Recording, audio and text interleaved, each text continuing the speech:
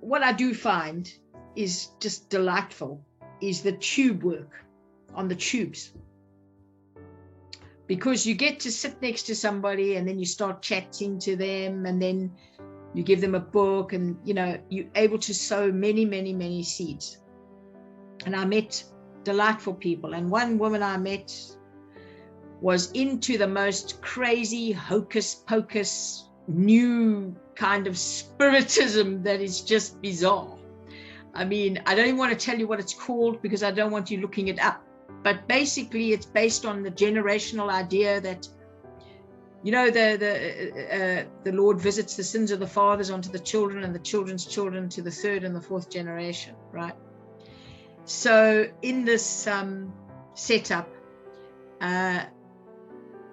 which is spiritism, which they regard as something so right and holy, she goes to these sessions where she believes she's helping people because she's bringing the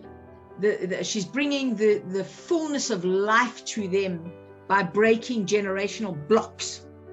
Okay, so she was giving me this whole Monty, and I knew it straight away was just bizarre and from spiritism, and I wasn't listening. But the Lord let me home in on her idea of the life principle. So I said, he that hath the Son hath life, and he that doth not have the Son doth not have life.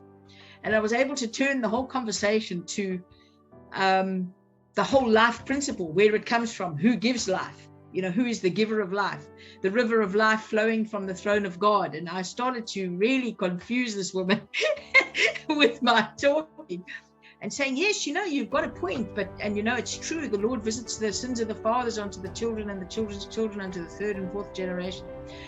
The net result of it was she took her thoughts from the Mount of Blessing, determined to understand why Jesus says he's the way, the truth, and the life. And she as I got off the train, I looked back and she had taken out her glasses and was reading the book. So we just praise God, and I mean, this was like the most unlikely person that you're going to meet. Then I had to stop off for a loo break at one of the stations. And there was this lady sitting in the booth by the turnstiles. And I was going through the turnstile. She let me through the turnstile. And then I just suddenly knew the Lord moved me. I must go to her. So I went to her and I said, by the way, this is for you. And I gave her a whole of stuff.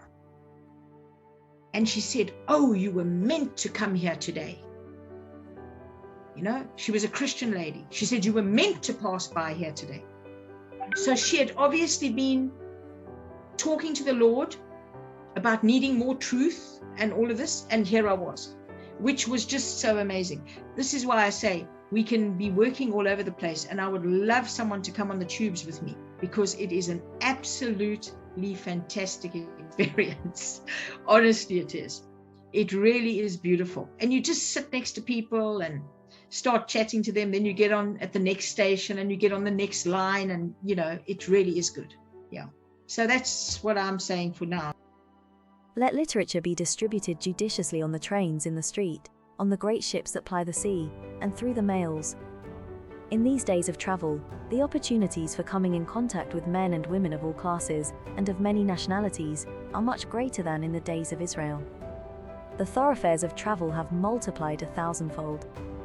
God has wonderfully prepared the way. The agency of the printing press, with its manifold facilities, is at our command. Bibles and publications in many languages, setting forth the truth for this time, are at our hand and can be swiftly carried to every part of the world.